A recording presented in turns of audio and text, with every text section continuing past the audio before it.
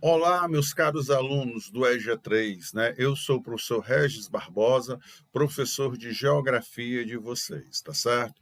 A gente está dando continuidade aqui à nossa temática que é Brasil, né? A população brasileira, né? Que bom a gente conhecer um pouco do nosso território, tá ok?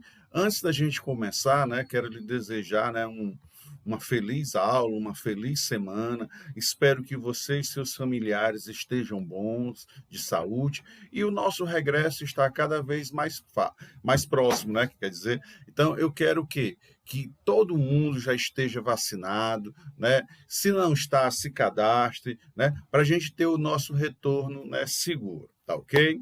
Então, né, com as nossas saudações iniciais, a gente quer dar início aqui, falar um pouquinho sobre a população brasileira. Na aula de hoje, a gente vai falar sobre os povos brasileiros, tá certo? Quem vive nesse abençoado país, né, chamado Brasil, tá certo? Então vamos lá. Então a primeira coisa que a gente vai conversar um pouquinho é sobre a nossa origem, né? A nossa origem, como a gente vai perceber, ela é bastante diversificada. Vai ter um nome para isso, tá certo? Mas vamos aqui devagarzinho para a gente entender, né?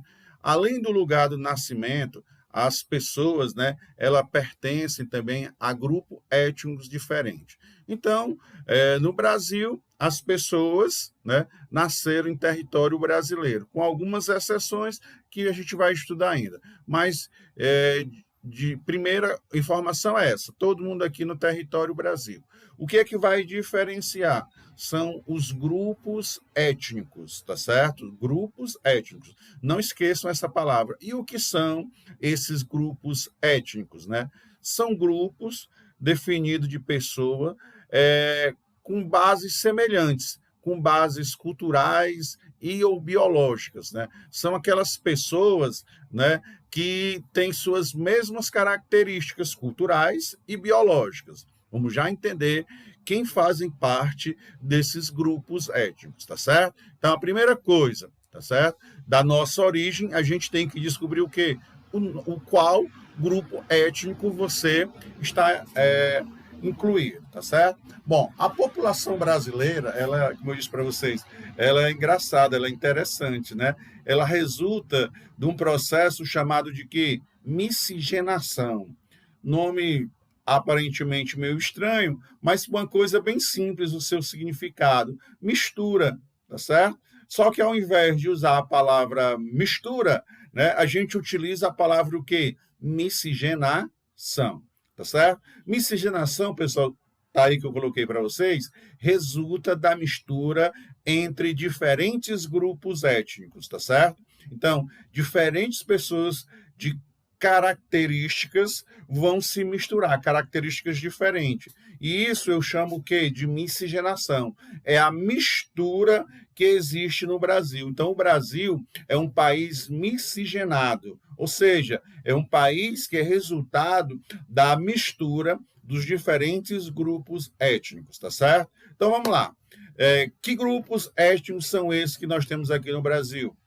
Índio, negro e branco, tá certo? Então, esses grupos étnicos contribuíram para a nossa diversidade étnico-cultural brasileira.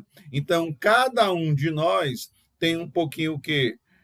De negro, de índio e de branco, visto que nós somos resultado dessa miscigenação, dessa mistura.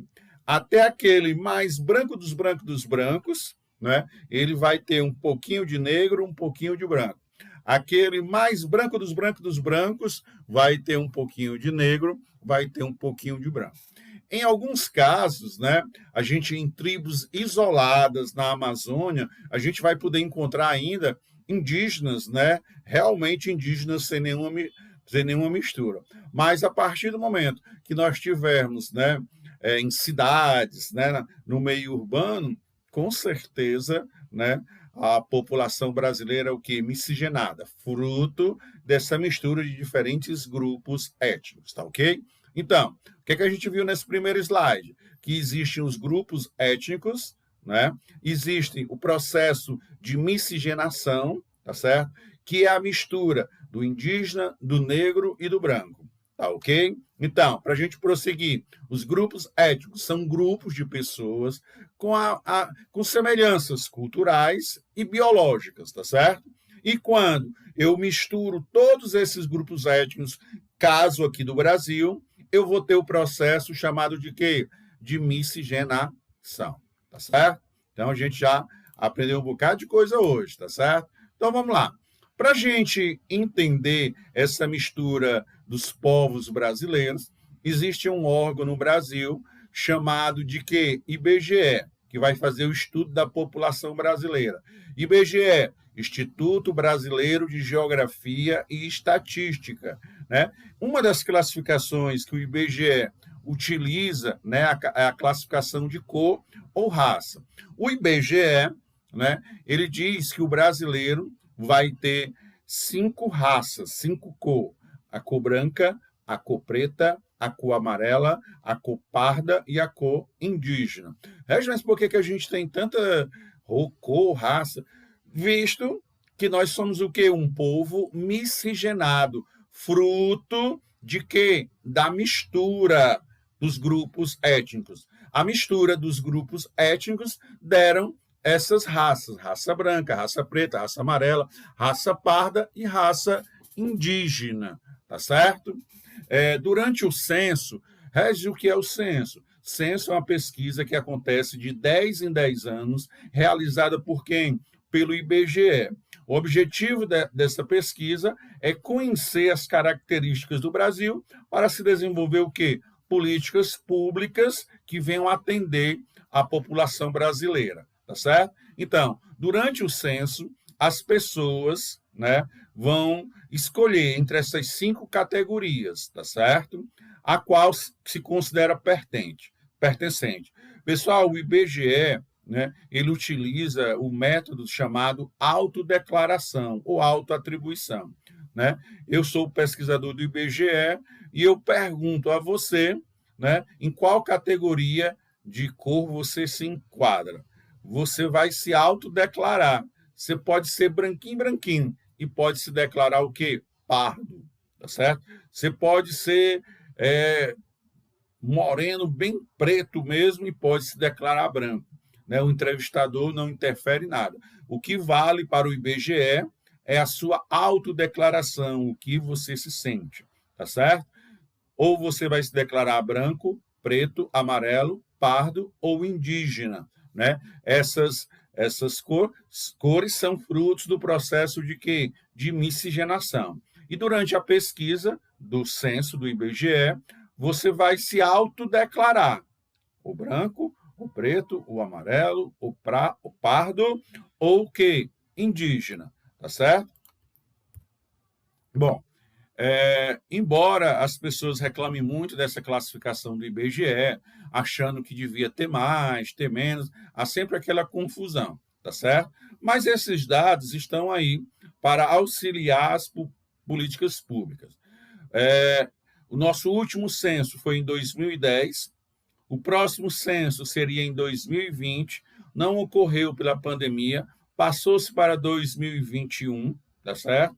E o governo não autorizou questão de verba e ficou para 2022. Mas o que a gente pode observar olhando os gráficos, né? Houve um aumento das pessoas, né, que se declararam preta ou parda do censo de 2000 para 2010. Com certeza, né, no próximo censo de 2022, espero, né, a gente vai encontrar mais pessoas se autodeclarando pardo e mais pessoas se autodeclarando o quê? Preto, né? Isso é fruto, pessoal, de um processo de conscientização, porque meio que antes as pessoas tinham vergonha de se assumir como preto, de se assumir como pardos, tá certo?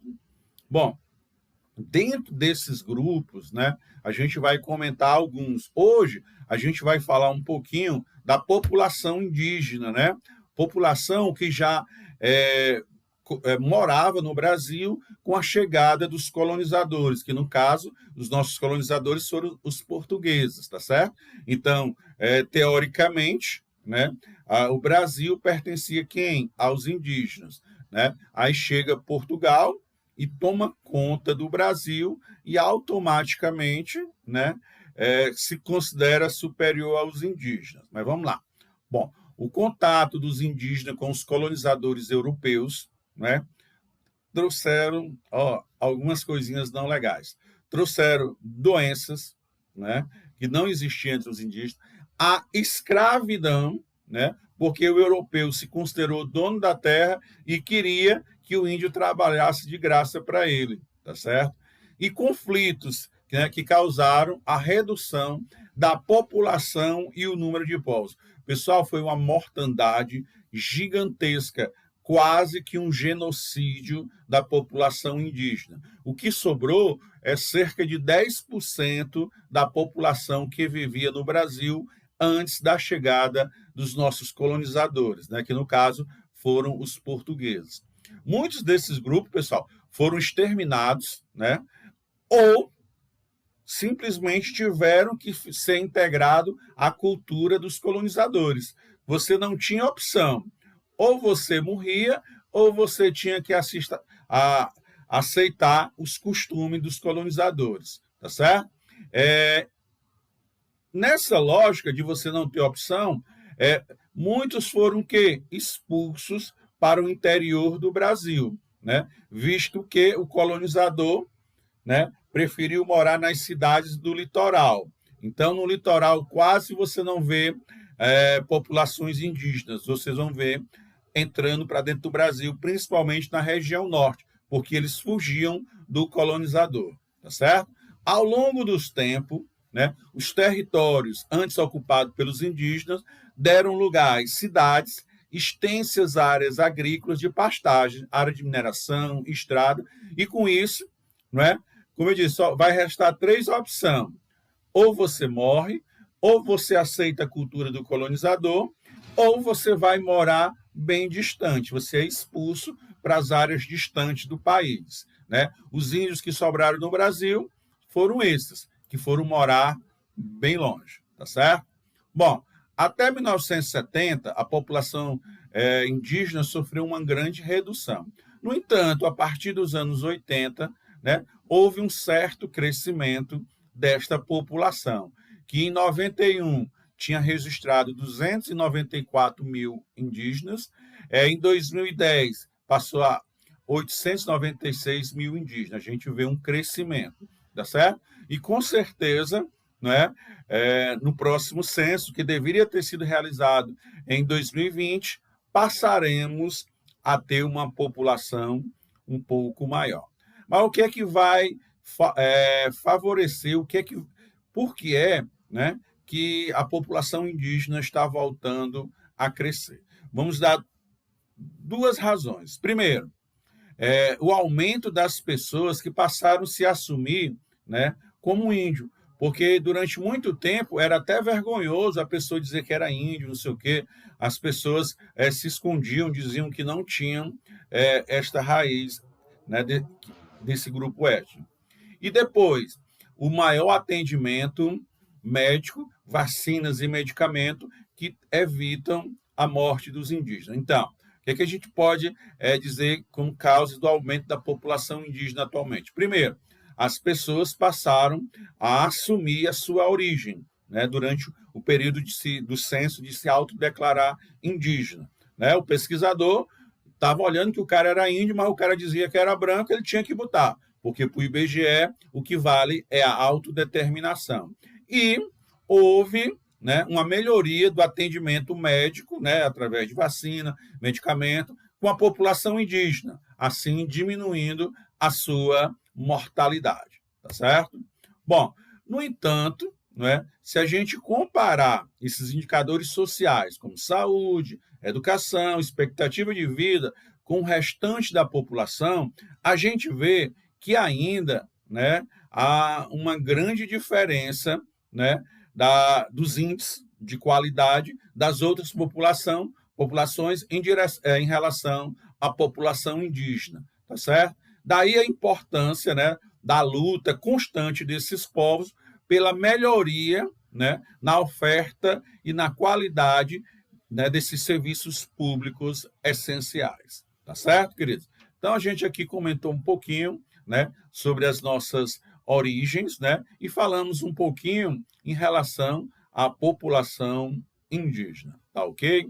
Então, fique bem, resolva agora as atividades, reveja o vídeo se for necessário, e tem lá um texto de apoio, né, para lhe ajudar também. Fique bem e nos encontramos na próxima semana.